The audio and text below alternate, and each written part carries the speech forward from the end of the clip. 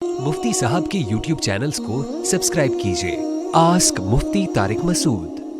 बिस्मिल्लाहिर्रहमानिर्रहीम। अदनान साहब इंडिया से पूछते हैं, क्या दूसरे से पैसे लेकर क़ुरबानी कर सकते हैं?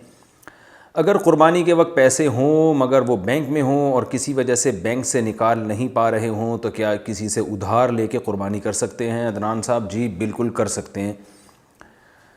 बैंक के लिए सॉफ्टवेयर बनाने की जॉब करना, मेरा भाई एक सॉफ्टवेयर हाउस में जॉब करता है जो बैंक के लिए लीजिंग सॉफ्टवेयर बनाता है। वो सॉफ्टवेयर बनाने के लिए इसको इंटरेस्ट कैलकुलेशन के फार्मूले भी पढ़ने पड़ते हैं। क्या इसकी जॉब शरीयत के लिहाज से जायज़ है या नाजायज़? वक़ार अहमद लाहौर से। ऐसा सॉफ्टवेयर बनाना जिसमें सूद की कैलकुलेशन के अलावा कोई काम ही ना हो सके वो तो जायज़ नहीं है, लेकिन अगर उसमें सूद की कैलकुलेशन के अलावा भी कैलकुलेशन हो सकती है, यानी वो वैसे कैलकुलेशन के लिए, तो फिर वो बनाना जायज़ है। अगर बैंक उसको सूद की कैलकुलेशन में इस्तेमाल करता है तो वो ख़ुद गुनाहगार होगा। इसकी मिसालें जैसे छुरी चाकू आपके लिए बनाना जायज़ है, क्योंकि ये गलत इस्तेमाल भी हो सकते हैं, सही भी इस्तेमाल हो सकते हैं। अगर कोई लेके उससे किसी का गला काटता है तो वो मुजरिम होगा, चाकू बनाने वाले का जुर्म नहीं है और उसकी अर्निंग हराम नहीं होगी। तो इसी पर आप अपने सॉफ्टवेयर को क़यास कर लें। मुसलमान शादीशुदा की क्या पहचान है? सैयद उवैस इंडिया से। मुझसे काफ़ी लोगों ने पूछा है कि मुसलमानों में शादीशुदा लोगों की क्या पहचान है, जिस तरह हिंदुओं में संदूर से पता चल जाता है कि ये शादीशुदा है। भाई मुसलमानों में शादीशुदा होने की पहचान बालिग़ होना है, क्योंकि इस्लाम ने बालिग़ होते ही निकाह की तरगीब दी है। तो अच्छे मुसलमान से यही तवक्को है कि जब वो बालिग़ हुआ, लड़की बालिग़ हुई, लड़का बालिग़ हुआ, तो ये बग़ैर निकाह के नहीं घूम रहे होंगे, क्योंकि मुसलमानों में असल यही है कि वो नबी सल्लल्लाहु अलैहि वसल्लम की तालीमात को फॉलो करते हैं। तो किसी को देख के आपको हट्टा कट्टा आदमी लगे तो समझ जाएं कि वो मुसलमान है। अगर नहीं है तो इसका मतलब वो फिर इस्लाम को मुकम्मल फ़ॉलो नहीं कर रहा। बाकी अलग से कोई अलामत नहीं है। बाकी कुछ अलामतें होती हैं शादीशुदा, बाज़ के चेहरे पे नूर होता है, बाज़ के चेहरे पे बेचारे जो या तो बहुत ज़्यादा नूर आ जाएगा या जो पुराना नूर था वो भी गायब हो जाएगा, तो दरमियानी पोजीशन में नहीं होता। ये मुसलमानों में अलामत है शादीशुदा होने की और ना होने की। यानी दोबारा से बता देता हूँ, किसी मुसलमान के चेहरे पे आप या तो बहुत ज़्यादा नूर नज़र आ रहा है तो समझ लें ये भी शादीशुदा है, या जो पुराना नूर था वो भी गायब हो चुका है तो ये टेंशन में है और टेंशन की वजह शादी ही हो सकती है, बज़ाहिर यही है। तो दरमियानी हालत में जो नॉर्मल ज़िंदगी गुजार रहा है ये इसकी अलामत है कि वो अनमैरिड है। ये मेरा एक तर्ज़िया है, आपका इससे मुत्तफ़िक़ होना ज़रूरी नहीं है। अच्छा भाई, सुन्नत मुअक्कदा की तीसरी और चौथी रकत में क़िराअत कैसे करें? क्या सुन्नत मुअक्कदा की तीसरी और चौथी रकत में सूरह फ़ातिहा के साथ कोई सूरत मिलाना ज़रूरी है? मोहम्मद इब्राहिम महाराष्ट्र इंडिया से। जी हाँ, सुन्नत मुअक्कदा की तीसरी और चौथी रकत में सूरह फ़ातिहा के साथ सूरत मिलाना ज़रूरी है। जान कर नहीं मिलाएंगे तो नमाज वाजिब अदा होगी, भूले से छूट जाएगी तो सद्दा सहव करना पड़ेगा। फ़रिश्तों और हूरों के नाम पर नाम रखना, बच्चों के नाम फ़रिश्तों या हूरों के नाम पर रखना कैसा है, इस बारे में रहनुमाई फ़रमाएँ। अहमद साहब इंडिया से पूछते हैं। एक हदीस में आता है कि रसूलुल्लाह सल्लल्लाहु अलैहि वसल्लम ने फ़रमाया कि फ़रिश्तों के नाम पे नाम मत रखो। इसी तरह हज़रत उमर रज़ी अल्लाह ताला अन्हु से भी मरवी है कि उन्होंने भी फ़रिश्तों के नाम पे नाम रखने से मना किया है। और इन दोनों हदीसों की बेस पर बाज़ फ़ुक़हा का ये मज़हब है कि फ़रिश्तों के नाम पे नाम रखना मकरूह है। लेकिन ये दोनों हदीसें सनद के लिहाज से ज़ईफ़ कहा गया है इनको। और जो मरफ़ू हदीस है, नबी सल्लल्लाहु अलैहि वसल्लम का कौल जो नक़ल किया जाता है, वो तो कहा जाता है कि जो माहिरीन हैं, मुहक़्क़ीन हैं, वो कहते हैं सनद उसकी बहुत ज़्यादा ज़ईफ़ है। तो इसलिए जुमहूर का मज़हब यही है। अल्लामा नववी रहमहुल्लाह ताला ने शरहुल मुहज़्ज़ब में जो उनकी मशहूर किताब है उसमें लिखा है कि जुमहूर उलमा इसके जवाज़ के क़ाइल हैं। तो फ़रिश्तों के नाम पे भी नाम रख सकते हैं, अलबत्ता अगर कोई एहतियात करे, बाज़ उलमा के इख्तलाफ की वजह से, और हदीस मौजूद है अगरचे ज़ईफ़ है, इस वजह से कोई एहतियात करता है और इसको मकरूह कहता है तो इस पर भी उसको भी आप मलामत नहीं कर सकते। लेकिन जो मेरा रुझान है वो जवाज़ ही की तरफ है और उसकी वजह मैंने आपको बता दी। कौन से वक्त नमाज नहीं पढ़ सकते? तुलूए आफ्ताब, गुरूब आफ्ताब और ज़वाल के वक्त नमाज़ पढ़ना कैसा है और ये वक्त कितने मिनट का होता है? मोहम्मद अफजल लखनऊ में। भाई लखनऊ में ये जो वक्त है ना, ये तकरीबन 15 से 20 मिनट का होता है। तो सूरज का जब सरा सा किनारा निकल आए तो 15 से 20 मिनट इंतज़ार करें और जब सूरज गुरूब होने वाला हो तो गुरूब होने से 15 से 20 मिनट पहले नमाज से रुक जाएं। और ज़वाल के वक्त जो टाइम होता है ना, उससे 5 मिनट पहले और 5 मिनट बाद। यानी मिसाल के तौर पर अगर दिन में 12:30 ज़वाल का टाइम है تو آپ 12:25 سے لے کے 12:35 تک آپ نماز سے رک جائیں. تو یہ ہے. باقی ہر ملک میں الگ ہوتا ہے. اب ناروے میں آپ چلے جائیں تو وہاں تو سورج جو ہے وہ ایک نیزہ بلند ہونے میں 1.5 مہینہ لگا دے گا. تو وہاں پر یہ احکام جاری نہیں ہوتے, وہاں کے احکام کچھ اور ہیں. اور بعض علاقوں میں آدھا گھنٹہ لگ سکتا ہے, لیکن نارملی جو جہاں آبادیاں زیادہ ہیں ان کنٹریز میں 15 سے 20 منٹ اتنی احتیاط کافی ہے. لقمان نام رکھنا کیسا ہے؟ قرآن مجید میں جو لقمان نام آیا ہے کیا یہ اللہ کی طرف سے دیا ہوا لقب ہے یا ذاتی نام ہے؟ اگر لقب ہے تو کیا میں اپنے بچے کا نام لقمان رکھ سکتا ہوں؟ اطہر معراج صاحب حیدرآباد انڈیا سے. ہمارے علم میں یہ نہیں ہے کہ وہ لقمان لقب تھا یا اسم تھا. اصل یہی ہے کہ جب کسی کو کسی چیز نام سے پکارا جائے تو اصل یہی ہے کہ وہ اس کا نام ہوتا ہے, جب تک لقب ہونے کی کوئی دلیل نہیں ہوتی. تو بظاہر یہی ہے کہ وہ حضرت لقمان علیہ السلام کا باقاعدہ نام ہی لقمان تھا. اور اگر لقب بھی تھا تو لقب پہ بھی کسی کا نام رکھنا جائز ہے. تو کیونکہ ناموں میں اصل جواز ہے, تو انبیاء اور صلحاء اور صالحین اور اولیاء جو گزرے ہیں دنیا میں ان کے نام پہ نام رکھنا ویسے بھی ایک مستحب عمل ہے. تو آپ بالکل اپنے بچے کا نام لقمان رکھ سکتے ہیں, لیکن لقمان نام رکھ کے آپ اس کو یہ سمجھا دیے گا وہ والی نصیحتیں جو حضرت لقمان نے اپنے بیٹے کو کی تھیں, تاکہ آپ کے بچے کے جب اولاد ہو نا تو وہ پھر وہی نصیحتیں اپنے بچوں کو بھی کرے اور خود بھی اس پر عمل کرے, تاکہ صرف حضرت لقمان کا نام نہ ہو, اعمال بھی حضرت لقمان علیہ السلام جیسے ہو جائیں. اچھا بھائی, مسوڑوں سے خون نکلے تو وضو ٹوٹ جائے گا؟ اگر وضو کرنے کے بعد مسوڑوں سے خون آ جائے تو کیا وضو ٹوٹ جائے گا؟ محمد ابراہیم مہاراشٹر انڈیا سے. خون نکلنے سے وضو ٹوٹ جاتا ہے, لیکن اتنا کہ نکل کے بہہ جائے. اب مسوڑوں سے یہ نہیں پتہ چلتا کہ نکل کے بہہ رہا ہے کہ نہیں بہہ رہا, تو اس کا علماء نے ایک معیار بیان کیا ہے کہ مسوڑے میں اتنا خون آئے کہ جب آپ تھوک پھینکیں تو اس میں کلر غالب ہو, یعنی ریڈ کلر زیادہ ہو اور تھوک کا رنگ ہلکا ہو, تو وضو ٹوٹ جائے گا. اور اگر معمولی سا خون ہے کہ تھوک پھینکنے سے ہلکی سی یعنی سرخی محسوس ہو رہی ہے, غالب خون نہیں ہے, تو پھر ایسی صورت میں وضو نہیں ٹوٹے گا. بغیر وضو کے قرآن مجید چھو سکتے ہیں کیا؟ بغیر وضو قرآن پاک چھو سکتے ہیں؟ سیف اللہ خان انڈیا سے. بغیر وضو کے قرآن پاک نہیں چھو سکتے, اور ہاتھ میں گلوز پہن کے بھی نہیں چھو سکتے. بغیر وضو کے قرآن چھونے کے لیے ضروری ہے کسی ایسی چادر سے یا کسی ایسے گلو سے چھوئیں جو ہاتھ پہ پہنے ہوئے نہ ہوں اور چادر اوڑھی بھی نہ ہو, یعنی بالکل آپ کے جسم سے الگ کوئی لباس ہوگا یا کوئی کپڑا ہوگا, اس سے آپ قرآن مجید بغیر وضو بھی چھو سکتے ہیں. جیسے آپ نے گلوز اتار لیے, اب اتارنے کے بعد ان گلوز سے آپ قرآن پکڑ لیں تو یہ جائز ہے, کیونکہ جب آپ کوئی چیز پہن لیتے ہیں تو وہ آپ کی باڈی کا حصہ بن جاتی ہے. اس کو عرف میں یہی کہا جاتا ہے کہ آپ نے اس چیز کو براہ راست چھوا ہے. تو اس لیے جو باڈی سے الگ لباس ہے اس کے ذریعے آپ قرآن مجید کو چھو سکتے ہیں.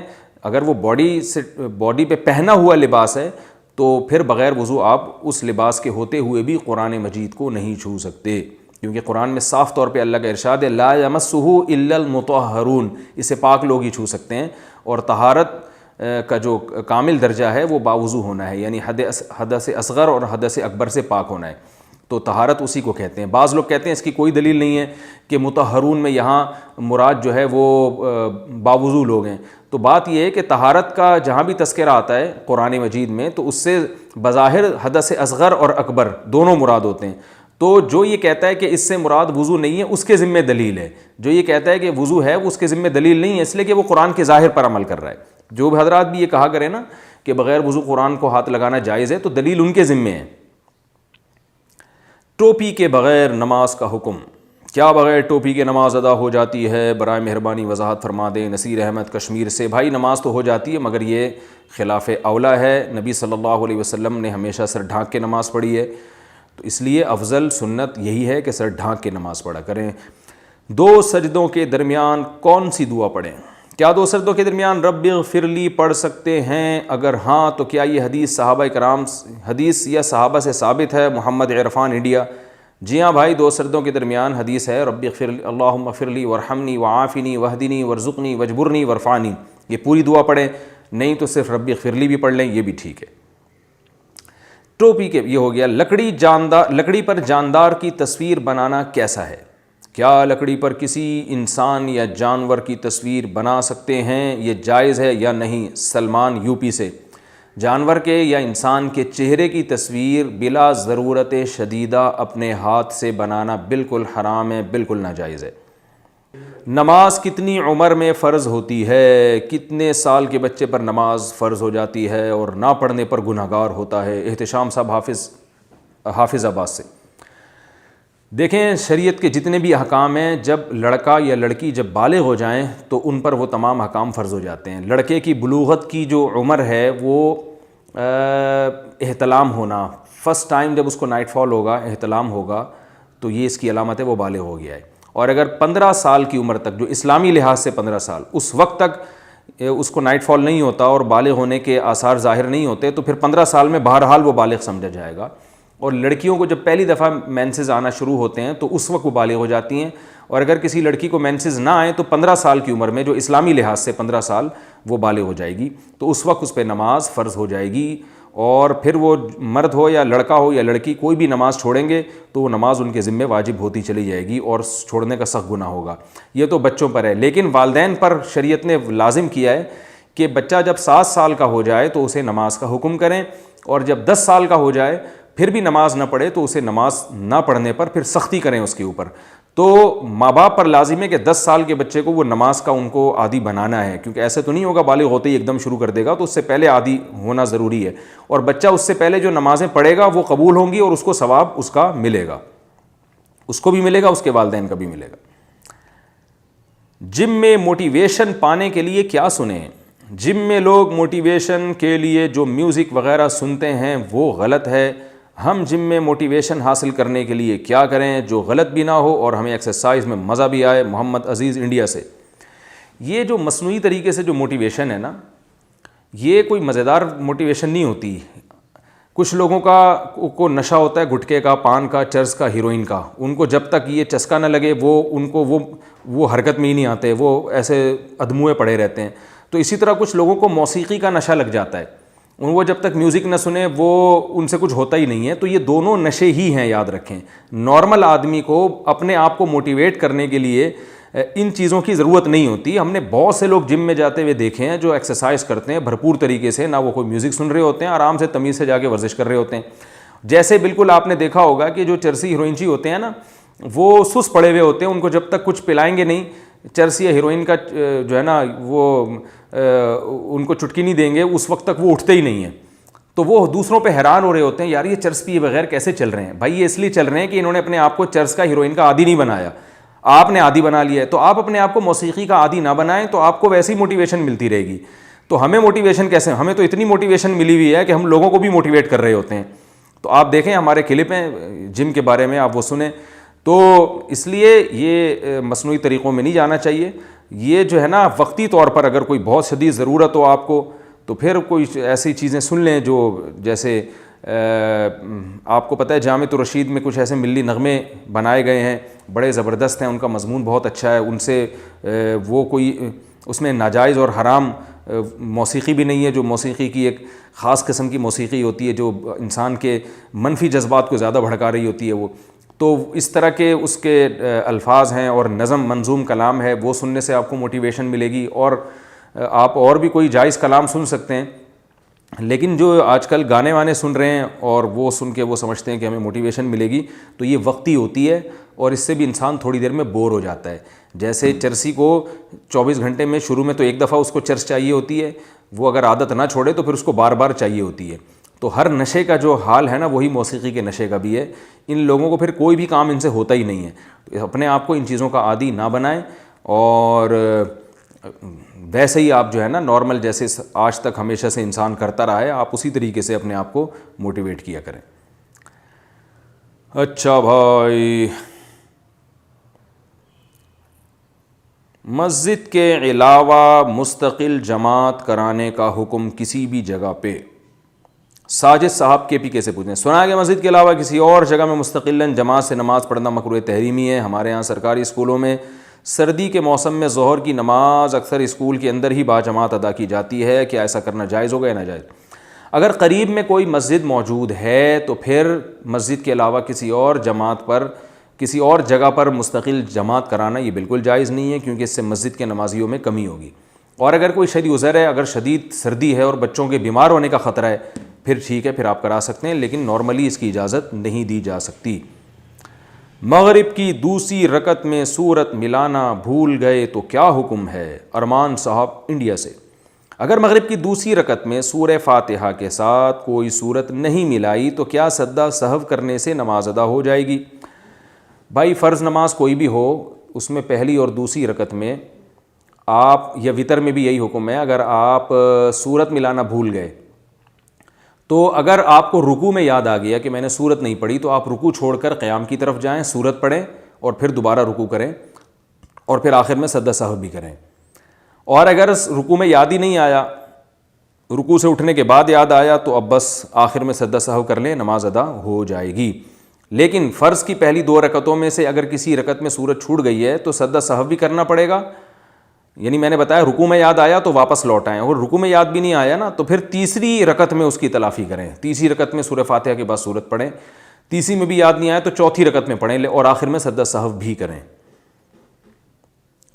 نمازی کے سامنے کتنے فاصلے سے گزر سکتے ہیں؟ کیا نمازی کے آگے سے گزر سکتے ہیں جبکہ نماز پڑھ رہا ہو؟ میں نے سنا ہے کہ 3 صف کے آگے سے گزر سکتے ہیں، اس بارے میں وضاحت فرما دیں۔ انس دیوبند سے۔ جی ہاں جی، 3 صف کے آگے سے گزر سکتے ہیں۔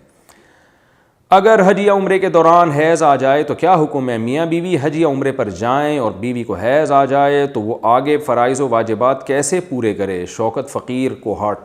بھائی آج کل تو کرونا وائرس کی وجہ سے کوئی بھی عمرہ نہیں کر پا رہا، آج کل تو یہ مسئلہ ہی نہیں ہے۔ بہرحال جب اللہ کرے اس وبا سے ہماری جان چھوٹے، جلد جان چھوٹے اور حج اور عمرہ دوبارہ شروع ہو اور دوبارہ سے طواف کی سعادت مسلمانوں کو نصیب ہو، عمرے کی سعادت نصیب ہو، تو بہرحال کسی کے ساتھ ایسا ہو جائے تو عورت پر لازم ہے کہ وہ ٹھہر جائے، وہ طواف نہ کرے، کیونکہ باقی تمام ارکان عورت ادا کر سکتی ہے حالت حیض میں، صرف طواف نہیں کر سکتی اور مسجد حرام میں جا نہیں سکتی ہے، اس کے علاوہ تمام ارکان ادا کریں۔ جب حیض کے خون سے پاک ہو جائے تو پھر طواف کر لے۔ تو اس طرح سے یعنی یہ حکم ہے۔ اور اگر یہ پھر ہوتا ہے کہ بعض دفعہ طواف کا موقع ہی نہیں ملتا، فلائٹیں یعنی واپس آنا شروع ہو جاتی ہیں اور عورت کو یقین ہوتا ہے کہ میں پاک ہونے کا میں نے انتظار کیا تو میری فلائٹ مس ہو جائے گی، ایسی صورت میں اگر طواف زیارت رہ گیا ہے تو حج کا جو طواف زیارت ہے نا، رکن اعظم ہے، وہ اگر رہ گیا ہے تو پھر ایک اونٹ یا گائے ذبح کرنی پڑے گی وہاں حرم میں، حدود حرم میں۔ اور اگر کوئی دوسرا طواف رہ گیا ہے جیسے عمرے کا طواف رہ گیا ہے تو پھر یہ واجب طواف رہ گیا ہے تو پھر جو ہے وہ ایک جانور کرنا پڑے گا جو اونٹ نہیں ہے، یعنی بکرا یا دمبا وغیرہ ذبح کرنا پڑے گا اس کو۔ بہتر یہ ہے کہ کسی کے ساتھ ایسا ہونا تو وہ پھر اس وقت پوری صورتحال بتائے کہ کون کون سے حج کے ارکان رہ گئے ہیں، تو جواب دینا آسان ہوگا۔ ایسے عمومی طور پر جواب دینا اس میں مشکل ہے، کیونکہ کسی کا عرفات ہی رہ گیا تو اور اس دوران یعنی اس کو حیض آ گیا تو بہرحال وہ وقوف عرفہ تو حیض کی حالت میں بھی ہو جائے گا، لیکن اس کے علاوہ اور اگر کوئی رکن رہ گیا تو وہ بتانا پڑے گا کہ کون سا رکن رہ گیا ہے، اس کے حساب سے پھر جواب دینا ممکن ہوگا۔ سوتیلی پھوپھی سے نکاح کا حکم۔ سوتیلی دادی کی بہن کی بیٹی سے نکاح ہو سکتا ہے یا نہیں؟ یعنی وہ میری سوتیلی پھوپھی لگتی ہیں۔ قاسم صاحب انڈیا، بڑی مشکل پہلی پوچھ لیا آپ نے۔ سوتیلی دادی کی بہن کی بیٹی، سوتیلی دادی کا کیا مطلب کیا ہے؟ ایک تو وہ سچی مچی کی دادی ہوتی ہے جو آپ کے ابو کی امی ہے۔ اب سوتیلی دادی کا مطلب یہ ہوگا کہ آپ کے ابو کی امی نہیں ہے بلکہ آپ کے ابو کی امی کی باپ شریک یا ماں شریک بہن ہے، یہ مطلب ہوگا۔ اگر یہی مطلب ہے تو پھر اس کے حساب سے جواب دے رہا ہوں میں۔